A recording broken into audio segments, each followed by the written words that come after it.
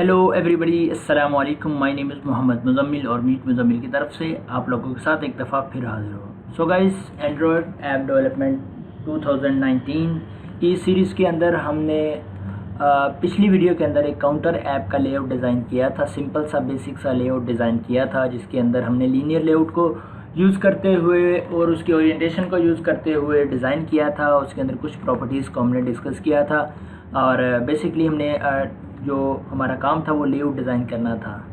ठीक है, इस तरह की हमने एक ऐप जो है वो बिल्ड करनी है जिसके अंदर सिर्फ हमने एक लेआउट डिज़ाइन किया था। होगा ये कि काउंटर प्रेस करेंगे, काउंटर काउंट होता जाएगा और रीसेट पर क्लिक करेंगे वो रीसेट हो जाएगा। ये काम हमने यहाँ पे करना है।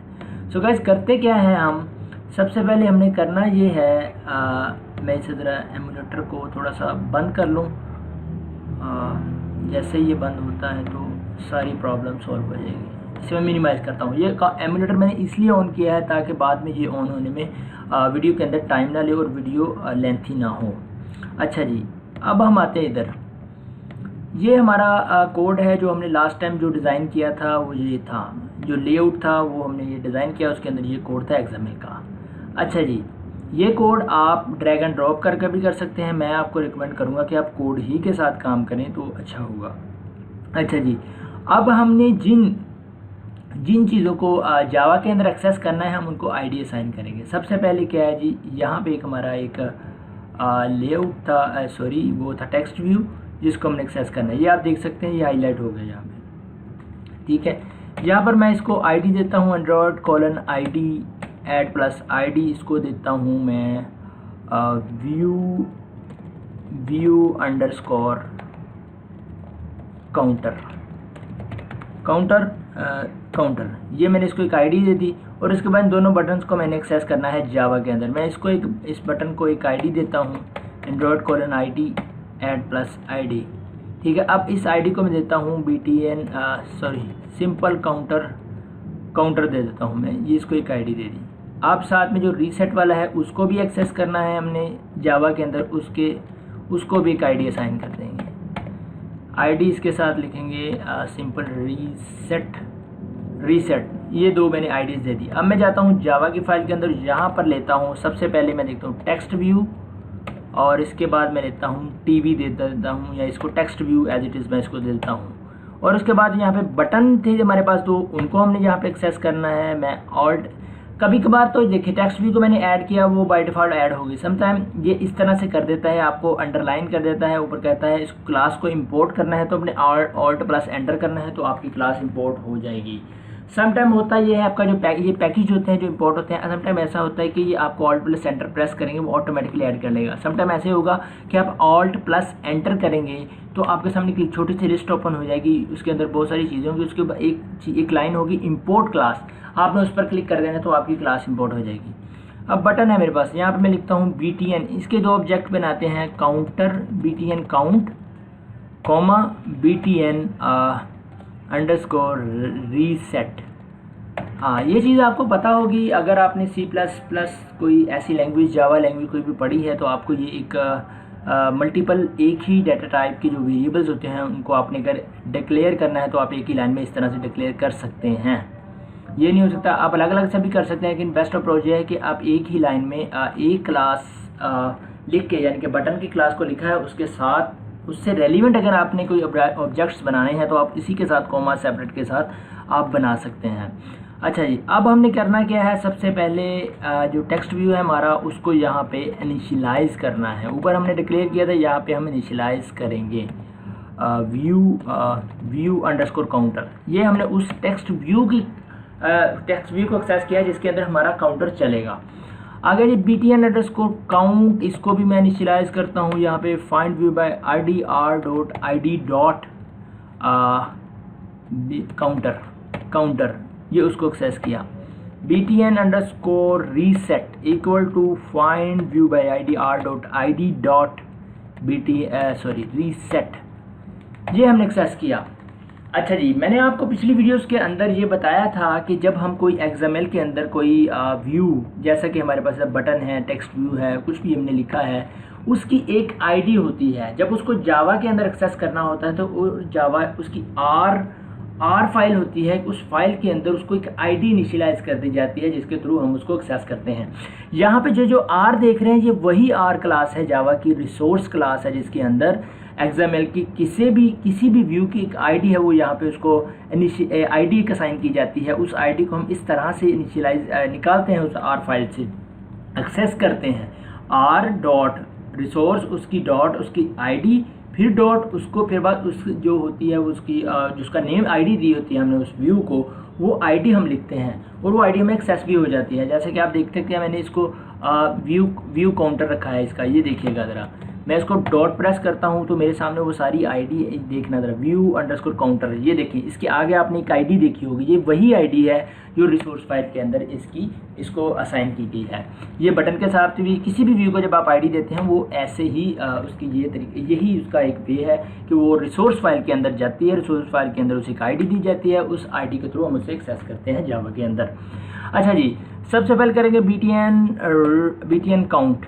BTN काउंट के साथ लगाते हैं डॉट के बाद पिछली वीडियो के अंदर मैंने आपको बताया था आपने बटन के ऊपर एक्शन परफॉर्म करवाना है ऑन क्लिक मेथड के थ्रू, लेकिन यहाँ पर मैं आपको जो बताऊँगा यहाँ पर लिखूँगा सेट ऑन क्लिक लिसनर, ठीक है। इसके बाद लिखूँगा ये एक लिसनर है, ये क्या करता है जी, किसी भी बटन के ऊपर जब आप क्लिक करते हैं, कोई भी इवेंट जनरेट करते हैं, कोई बटन के ऊपर आप एक्टिविटी करते हैं, बटन को क्लिक करते हैं तो एक इवेंट अकर होता है जिसको ये सेंस करता है, लिसन करता है, ठीक है, फिर उसके अगेंस्ट एक्शन परफॉर्म करवाता है। इसको इम्प्लीमेंट कैसे करना है आप लोग देख सकते हैं दोबारा से। कोई ये लिसनर आप किसी के ऊपर भी लगा सकते हैं, ये बटन के ऊपर नहीं, बटन के ऊपर भी लगा सकते हैं, टेक्स्ट व्यू के ऊपर भी लगा सकते हैं, इमेजेस के ऊपर भी लगा सकते हैं, टेक्स्ट व्यू के ऊपर भी लगा सकते हैं, और जिस पर चाहे आप इसको लगा सकते हैं, जितने भी इसके व्यूज़ हैं उसके ऊपर आप इसको इम्प्लीमेंट कर सकते हैं इस लिसनर को।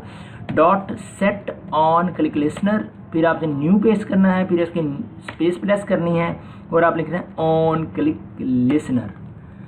ये हमारे पास लिसनर आ गया, ठीक है। अब इसी तरह से हम BTN डॉट रीसेट का भी जो है उसको भी कर लेते हैं ऑन क्लिक लिसनर, ठीक है।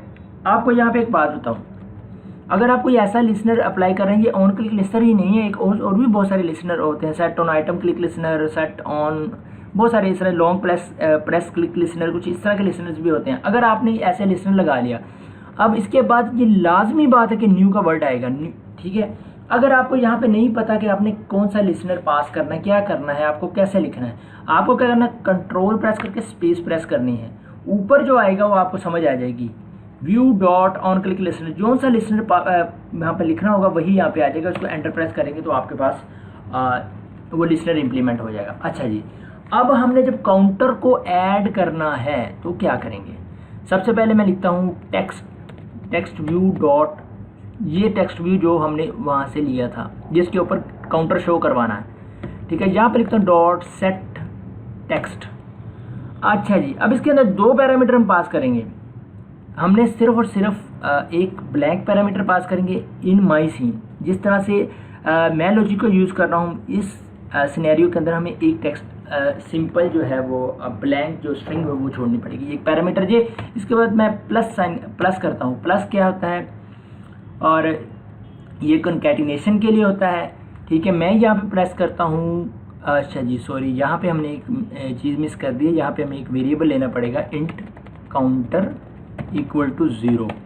काउंटर की वैल्यू हमने 0 से स्टार्ट करनी है, इसलिए हमें 0 से इनिशियलाइज करवा दिया है। यहाँ पे क्या करेंगे हम, काउंटर प्लस प्लस, यानी कि जब भी बटन पर क्लिक हो तो काउंटर की वैल्यू में एक प्लस कर दें, वो प्लस होता जाएगा, काउंटर जाता जाएगा। अच्छा जी, अब हमने यहाँ पर क्या करना है, यहाँ पर मैं काउंटर इक्वल टू 0, ठीक है, उसकी वैल्यू को मैं जितनी मर्जी वो हो, जितनी मर्जी उसकी वैल्यू हमने काउंट कर ली हो, काउंटर चला लिया हो, जब हम इसके 0 से इनिशियलाइज कर देंगे वो सारी वैल्यू ख़त्म होकर हमारा जो काउंटर है वो 0 से फिर से स्टार्ट हो जाएगा अगर हम उनसे करना चाहें। अच्छा जी, अब हम क्या करेंगे, टेक्स्ट व्यू के अंदर अब इस काउंटर को शो करवा देंगे, सेट टेक्स्ट, फिर एक ब्लैंक पैरामीटर और इसके बाद स्ट्रिंग एक खाली छोड़ेंगे और उसके बाद प्लस का साइन होगा, प्लस का साइन होता है उसके लिए कॉन्कैटिनेशन के लिए। अब मैं यहाँ पे काउंटर की वैल्यू फिर से शो करवा देता हूँ, काउंटर आ गया हमारे पास, ठीक है। अब क्या करेंगे जी, हम इस कोड कंप्लीट हो चुका है, इसको मैं रन करके देखते हैं कि क्या हमारे पास इसकी आउटपुट आती है। अब जब ग्रेडर बिल्ड हो रहा है, जैसे ही ग्रेडर कंप्लीट होगा, इसकी बिल्डिंग कंप्लीट होगी तो हमारे पास हमारी एप्लीकेशन इंस्टॉल होगी पीके हमारी, और हमारे ऊपर एप्लीकेशन हमारी वो चल जाएगी। आप देख सकते हैं यहाँ पे एप्लीकेशन चल गई है। मैं यहाँ पे काउंट पे क्लिक करता हूँ और आप देखेंगे मेरे सामने 0 आ गया, फर्स्ट टाइम 0 आ गया। ठीक है, अब मैं इस काउंट को क्लिक करता हूँ तो 1 आ गया। मैं इस पर क्लिक करता जाऊँगा, ये ऐड होता जाएगा। ठीक है, आप चेक कर सकते हैं, ये काउंटर 100 ये चलता रहेगा। अच्छा जी, अब हम चाहते हैं कि हम इस काउंटर के जो काउंटर रीसेट का बटन है उसके अंदर, उसके ऊपर जो हमने फंक्शनैलिटी परफॉर्म करवाई है, क्या वो वर्क करती है कि नहीं, उसको देखते हैं। अब मैं रीसेट के बटन के ऊपर क्लिक करता हूं तो आप देखेंगे हमारी वैल्यू दोबारा से 0 के ऊपर चलेगी और रीसेट होगी हमारी वैल्यू। मैं काउंट पर क्लिक करता हूं तो आप देखेंगे 0 0, ये देखें, ठीक हो गया। ये इस तरह से हमारी वैल्यू चलती जाएगी। अब एक चीज़ नोट करेंगे, रीसेट पे जब मैं क्लिक करता हूँ तो मैं काउंट पे क्लिक करता हूँ तो फर्स्ट टाइम जो है उसकी वैल्यू जो है वो इंक्रीज़ नहीं होती। तो अब हम करते ये हैं कि इसके अंदर प्लस करते हैं तो इसकी वैल्यू जो है वो इंक्रीज़ नहीं होती। तो हम करते हैं कि इसकी वैल्यू को जो है 1 से इनिशियलाइज़ करवाते हैं। ठीक है, और इसको दोबारा से इसको रन करते हैं। तो दोबारा से रन करने के बाद देखते हैं हमारी एप्लीकेशन में क्या चेंजेस आती हैं। तो हमारी वैल्यू एप्लीकेशन चल गई है। काउंट पर क्लिक करता हूँ तो हमारे पास 1 शो हो गया। ठीक है, काउंट प्रेस करेंगे 2 हो गया, फिर करेंगे 3 हो गया, फिर ये देखें ये काउंटर हमारा चलता जा रहा है। मैं रीसेट पर क्लिक करता हूँ, फिर काउंट पर क्लिक करता हूँ, हमारे पास 1 आ गया। फिर इसको काउंट करते जाते हैं 0। तो आप देख सकते हैं हमारा काउंटर चल गया और ऐसे रीसेट चल गया। सो गाइज़, अगर इस वीडियो के अंदर आपको कोई भी ऐसी चीज़ है जो समझ ना आई हो तो गाइज़ आप हमसे कांटेक्ट कर सकते हैं। कमेंट के अंदर आप पूछ सकते हैं हमसे कि क्या प्रॉब्लम है, आपको कहाँ पे समझ नहीं आई। तो वो चीज़ इंशाल्लाह आपको फुल आपकी हेल्प की जाएगी और आपको बताया जाएगा। सो गाइज़, उम्मीद करता हूँ आपको हमारी ये वीडियो पसंद आई होगी। और अगली वीडियो तक के लिए मोहम्मद मुज़म्मिल को इजाज़त दीजिए। हमारे चैनल को सब्सक्राइब कीजिए। अल्लाह हाफ़िज़।